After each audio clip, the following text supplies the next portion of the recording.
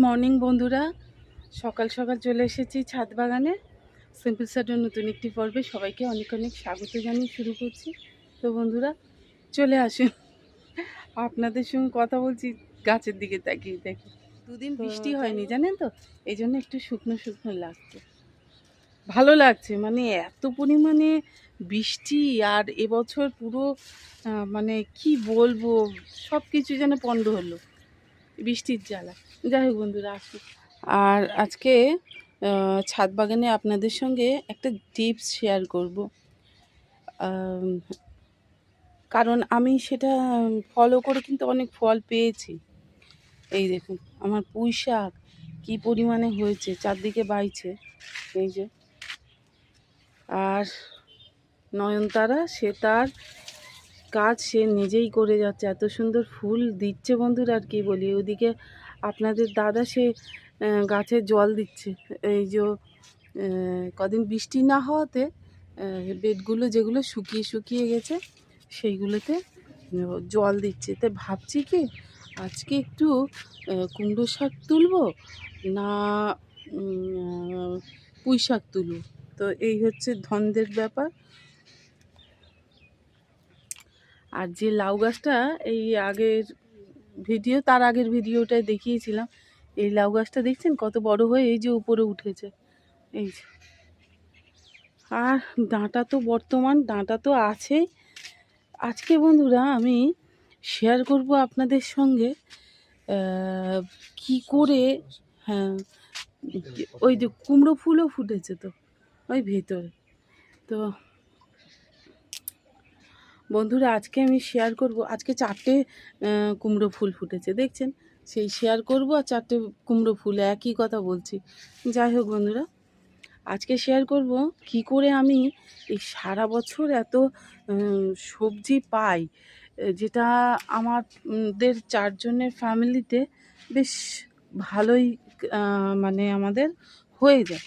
এই দেখুন সেই শশা গাছ করছিলাম তো, এই দেখুন শশা এই যে ঝুলছে দেখছেন তো। আর মালবেরি গাছের তো আবারও ভর্তি হয়ে গেছে। এদিকে আমার সেই পড়ে থাকা গাছ, এই অনাদরের কিন্তু খুবই সুন্দর সেই গাছের কুড়ি হয়েছে দেখুন বন্ধুরা, দেখতে পাচ্ছেন? এই যে দেখাচ্ছি আমি, ভরে গেছে একদম। আপনাদের দাদাকে বলছি আজকে কুমড়ো ফুলগুলো পারো, কুমড়ো ফুল বেশ ভালোই কুমড়ো ফুল হয়েছে। তো বাচ্চারা বড়া ভাজা খেতে বেশ পছন্দ করে। এই দেখো এর মধ্যে আবার ওই মাখন সিমেরও ফুল এসে গেছে, ওই যে। হ্যাঁ হয়েছে নাকি দেখো তো, ওই দেখাতে পাচ্ছি কি বোঝাতে পারছি না, কারণ ওইদিকে সূর্যের আলোটা বেশ ভালোই পড়েছে। সবেদাগুলো কি সব নষ্ট হয়ে গেল নাকি পড়ে গেল পেকে?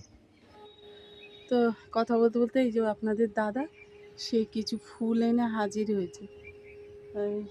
বললাম ওইদিকে আছে, ওই সব তোলা হয়ে গেছে। তো বন্ধুরা যে বিষয়টা হচ্ছে, বন্ধুরা অনেকে যেটা বলছিলাম যে অনেকে বলে যে বর্ষাকালে আমরা গাছে এই দিয়েছি ওই দিয়েছি, আমি কিন্তু দিই না। কারণ প্রকৃতির যে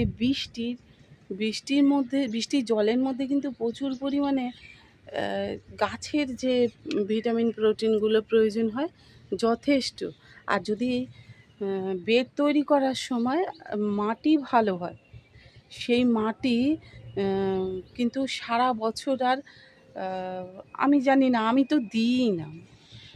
বর্ষাকালে একদম খাবার দিই না। আর একটা কথা বলি, বর্ষাকালে যেমন খাবার দিই না, বর্ষার জলে বর্ষার জলেই কিন্তু বন্ধুরা আমার তো দেখছেন আমার যথেষ্ট ফসল হয়।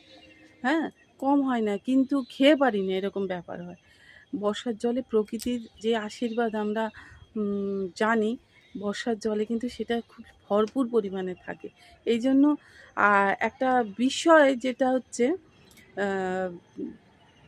একটা বাচ্চাকে যেমন মানুষ করতে গেলে প্রচুর আদর দিয়ে যদি মানুষ করে ফেলি, তখন কিন্তু সেই বাচ্চা কি হয়, খারাপ দিকে চলে যায়।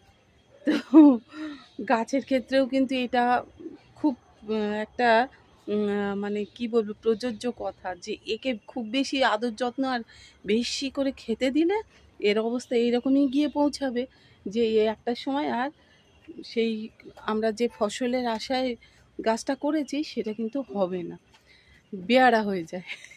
এই হচ্ছে কথা। আর গাছকে অতিরিক্ত খাবার দিলে শুনেছি গাছ ফসল ফলাতে চায় না, আলসি হয়ে যায় গাছ। এই জন্য গাছে যত কম খাবার দিয়ে আপনি গাছকে পালন করবেন তত বেশি ফসল হয় কিন্তু। এবারে যখন কোনো ধরুন ভারী জাতীয় জিনিস যেগুলো ঝিঙে, তারপরে হচ্ছে তুরুল, এই লাউ, কুমড়ো এই ধরনের গাছগুলোকে যখন ফসল হয়, ফল ধরেছে, তখন কিন্তু খাবারটা একটু দিতে লাগে। না হলে যদি সবসময় দিই তাহলে আর ফল হবে না। আমি এটা খুব ভালো করে লক্ষ্য করে দেখেছি। তো বন্ধুরা, যারা বাগান করতে ভালোবাসেন আমার মতো, তারা কিন্তু এই টিপসটা মাথায় রাখবেন। খুব ভালো কাজ দেবে। কারণ অতিরিক্ত খাবার দেওয়া মানে এই সপ্তাহে সপ্তাহে খাবার দিচ্ছি, এ করছি, এগুলো অত দরকার হয় না বর্ষাকালে বিশেষ করে। এমনি গরমের সময় অন্য সিজনে তখন কিন্তু লাগে, একটা টাইম অনুযায়ী খাবার দিতে লাগে, বর্ষায় বিশেষ করে লাগে না। এই জন্য আমি বর্ষাকালের কথাই বিশেষ করে বলছি। বর্ষায় কিন্তু সেরকম খাদ্য দেওয়ার প্রয়োজন হয় না, ওই বেশি খাদ্য দিলেই গাছ বিগড়ে যাবে। আর আপনাদের দাদাও ওইদিকে কিছু ঘাস পরিষ্কার করছে। আসুন, আজকে কিন্তু আর সেই রকম কিছু আপনাদের সঙ্গে শেয়ার করছি না। মেনলি এটাই বলতে চাইছি যে বর্ষাকালে বেশি খাবার না দিলেও চলবে, খাবার না দিলেও চলবে, বেশি তো নয়, খাবার না দিলেও চলবে। তো আসুন বন্ধুরা, আমি দেখাই আমাদের ড্রাগনের কি সুন্দর ফল ধরেছে। চলুন। তো ওই যে আপনাদের দাদা, সে হচ্ছে কি ওই বেডগুলোকে পরিষ্কার করছে।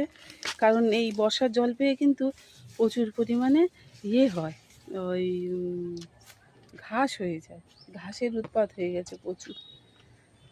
আর বৃষ্টির জন্য ওই যে বললাম সময় হয় না। আর পরিষ্কার না করলে তো ওই গাছের খাদ্যগুলো সব ওরাই। এই দেখুন লেবু গাছ আর ড্রাগনের ফুল এই যে দেখছেন, এই যে এখানে একটা,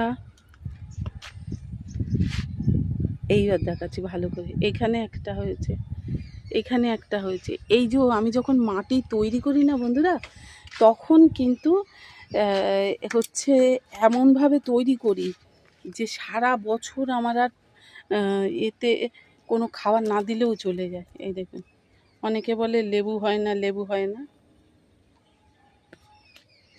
এই জন্য বলি যে। আর এই দেখুন, এই যে সজনে গাছটা আমি বলেছিলাম, এই একটা গাছ তোলার জন্য আমি এই সজনে গাছের ডালটা জাস্ট ঠেকনা হিসাবে ইউজ করেছিলাম, সেটা দেখুন গাছ হয়ে গেছে। এই জন্যই বলছি মাটি ভালো হলে সমস্ত কিছু আপনার ভালো হবে। একবার মাটি ভালো করে যদি বসাতে পারেন, আর সারা বছর সেরকম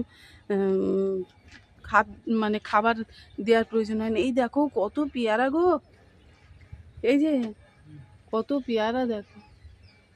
তো বন্ধুরা, আমাদের এটা কিন্তু ওই নিচে গাছ আছে পেয়ারা। আর এই দেখবেন, এই দেখুন জলের তলায় চলে গেছি আমরা।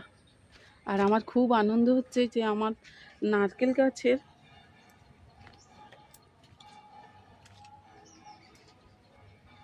তো বন্ধুরা আমার খুব আনন্দ হচ্ছে আমাদের সেই নারকেল গাছে ওই দেখাতে পাচ্ছি কি জানি, নারকেল গাছের ওই কি বলে এটা, ফুল, মানে অনেকগুলো, একটা দুটো তিনটে চারটে, এই যে 5টা 6টা হয়েছে গো, তুমি দেখো নি?